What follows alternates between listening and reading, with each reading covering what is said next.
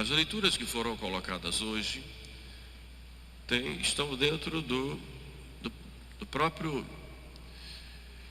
sistema litúrgico, que diz respeito ao antigo costume que se tinha na liturgia de fazer nessa semana a oitava de Corpus Christi. Por isso a leitura hoje ainda está nessa linha do pensamento da Eucaristia. Um homem chama os seus amigos para um banquete e na hora do banquete cada um começou a se excusar, dizendo que tinha compromissos outros e não puderam ir. E ele então convida outros para o seu banquete. Alguns santos padres interpretam esse banquete como um banquete eucarístico, para o qual todos nós somos convidados. Certa vez Jesus estava lá na Samaria e teve sede, e chegou uma mulher para pegar água no poço de Jacó, onde estava Jesus sentado, e Jesus pediu água, dá-me de beber.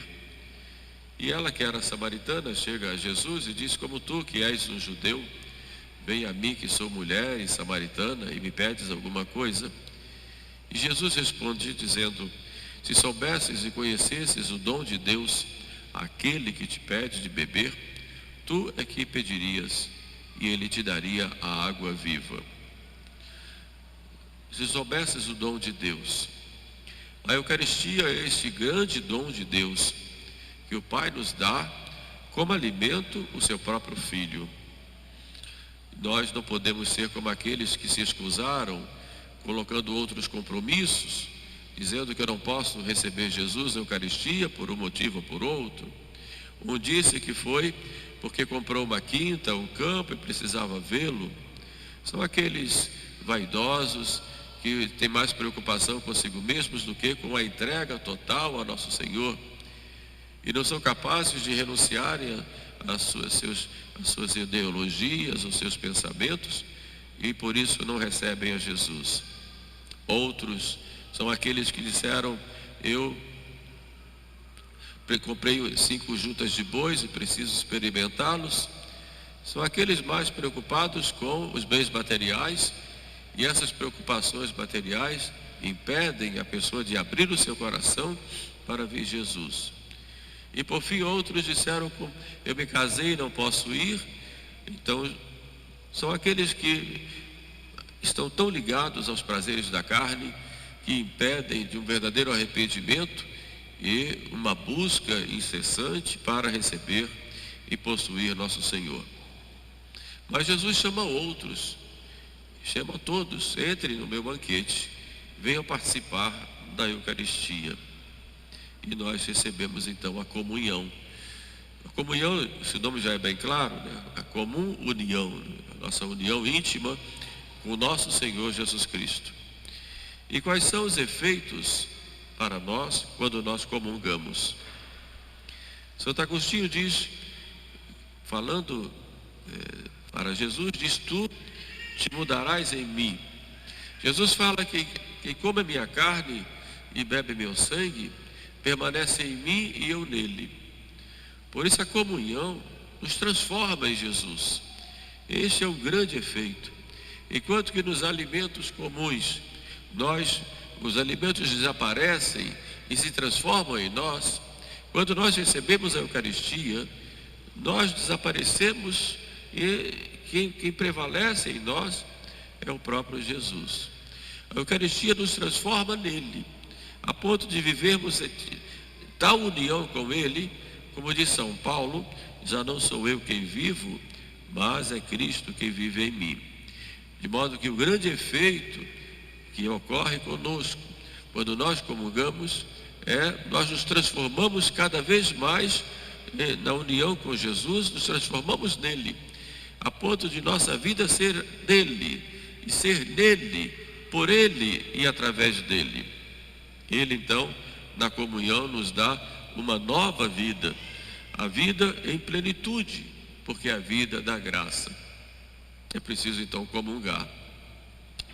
Afastar-se da Eucaristia e afastar-se desse fogo de amor, e afastar-se do próprio alimento do céu, como disse Jesus, o pão dos anjos que se faz pão dos homens.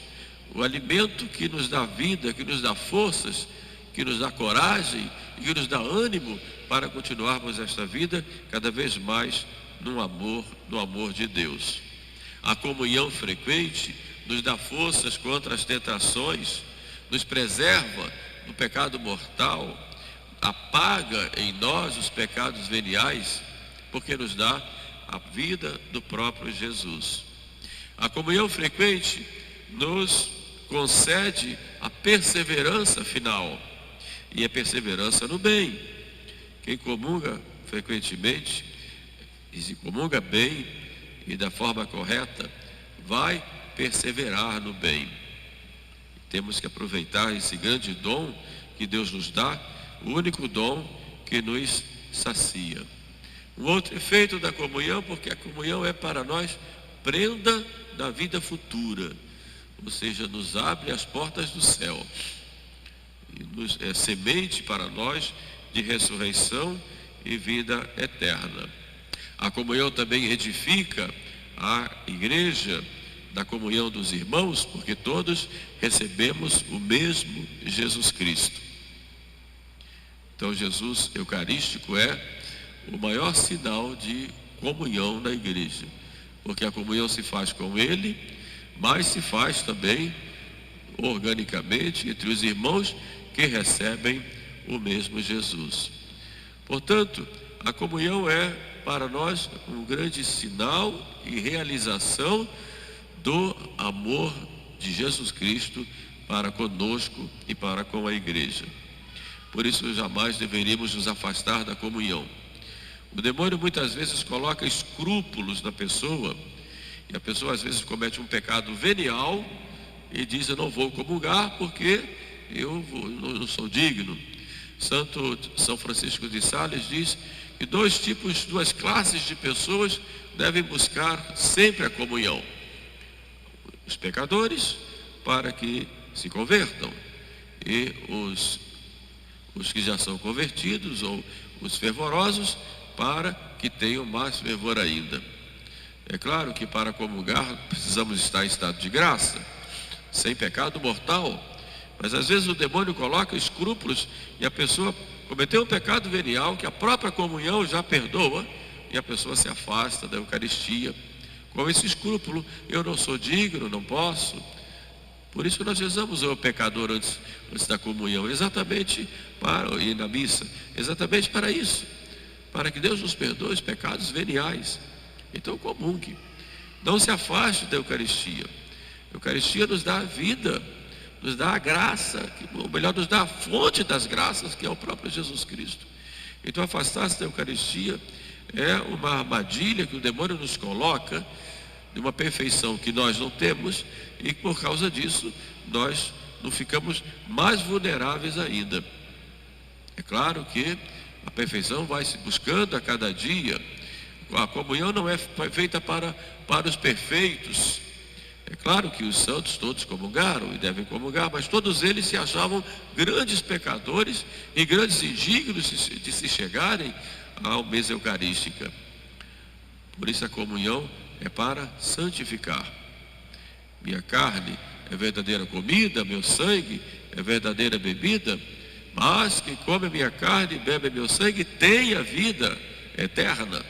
Ou seja, a vida eterna, que consiste nessa união íntima com a glória de Deus, já por toda a eternidade, ela se torna presente cada vez que nós vimos a mesa de comunhão e recebemos Jesus.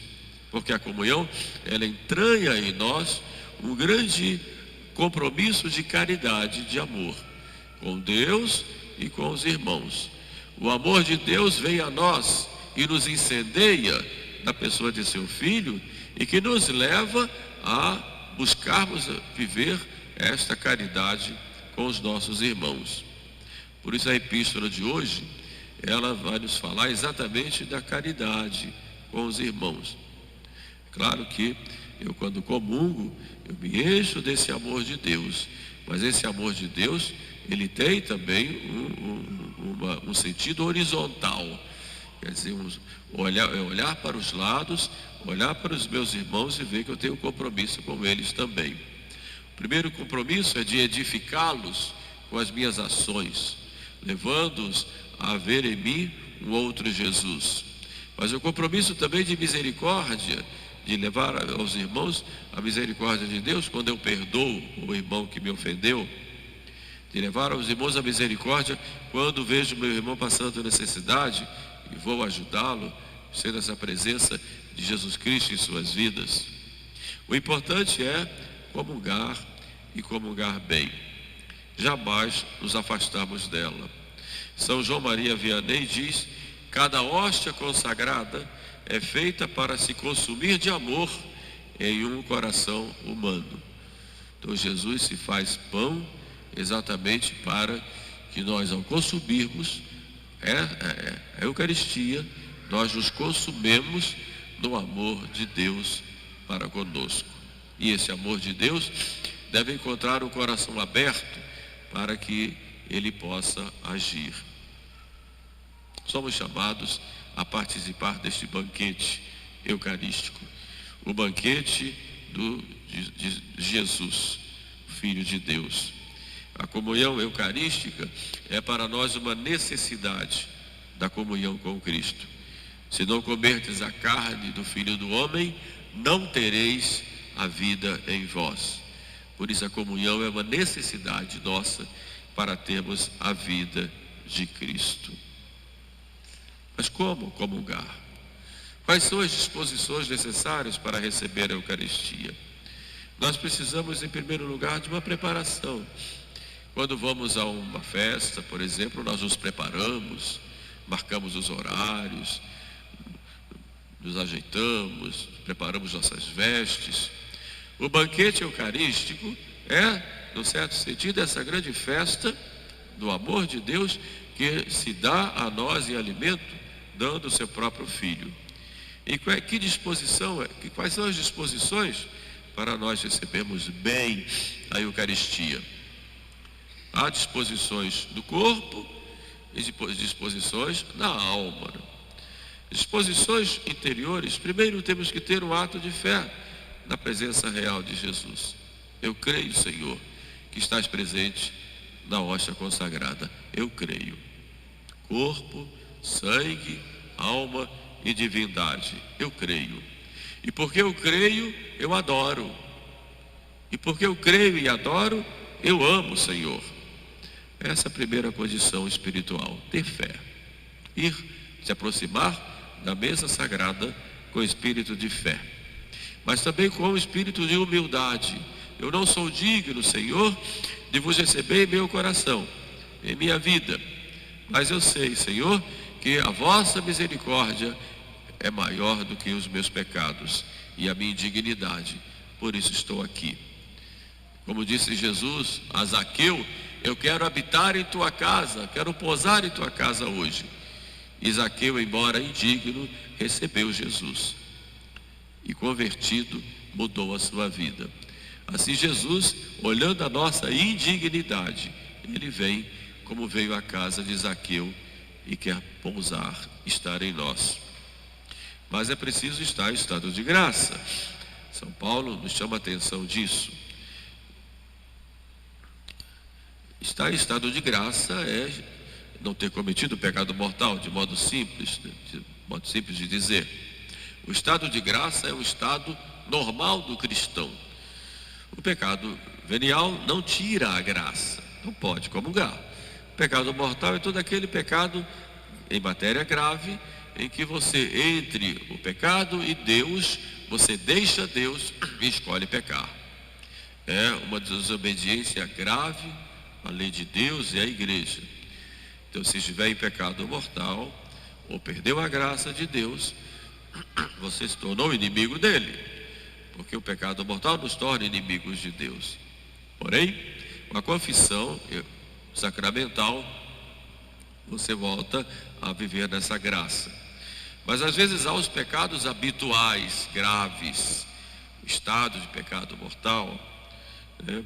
Ou então posições ideológicas em que você defende situações e atitudes que são diametralmente opostas ao próprio Evangelho, incompatíveis com ele, ou você professa ideologias ou filosofias que são contrárias à lei de Deus, então isso impede você de comungar.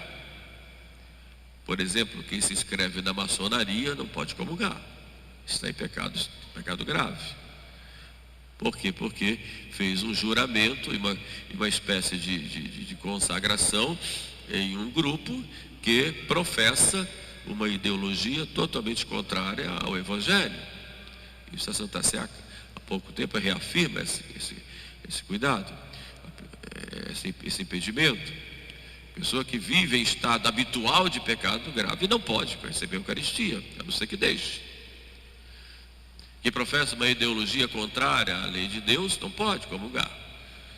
Por exemplo, um ateu ou um comunista convicto professa uma ideologia totalmente oposta a Jesus não pode receber a Eucaristia. Isso é uma coisa bem clara. Evidentemente, um estado de pecado habitual impede a pessoa de se chegar de receber Jesus, porque a sua própria vida não condiz ou rejeita aquilo que está recebendo. É um contrassenso. Eu vou receber em minha casa aquele a quem eu rejeito. Não te quero, e ele entra. Estaria cometendo um outro pecado. E é preciso também ter uma disposição do recolhimento interior. Vou para a mesa eucarística, eu vou recolhido. Assim, de modo que eu tenho que a minha casa interior estar aberta só para ele, não para as outras coisas. Naquele momento eu tenho que estar recolhido, pelo menos. Mas há também as disposições do corpo. Primeiro, a igreja prescreve o jejum eucarístico. Na atual disciplina, ao menos 1 hora antes da comunhão. Lógico que quando se coloca ao menos, não se obriga. Pode-se comungar totalmente em jejum, por exemplo. A missa aqui de manhã, se quiser fazer o jejum completo, pode. Não há problema. Antigamente era de meia-noite, não se podia comer. Depois Pio XII, com as missas vespertinas, passou para 3 horas. E depois Paulo VI colocou 1. Mas isso é uma disciplina eclesiástica que a igreja tem o poder de mudar. Mas o importante é ver que é preciso ter essa preparação também do corpo para receber Jesus. Aproximar-se também da Eucaristia com devoção. O modo tradicional é chegar no altar, diante da mesa de comunhão, podendo fazer uma genuflexão, se ajoelhar e receber Jesus de mãos postas e na boca. Esse é o modo tradicional. Em situações extraordinárias, é claro, que pode comungar de pé, se houver alguma dificuldade de se ajoelhar.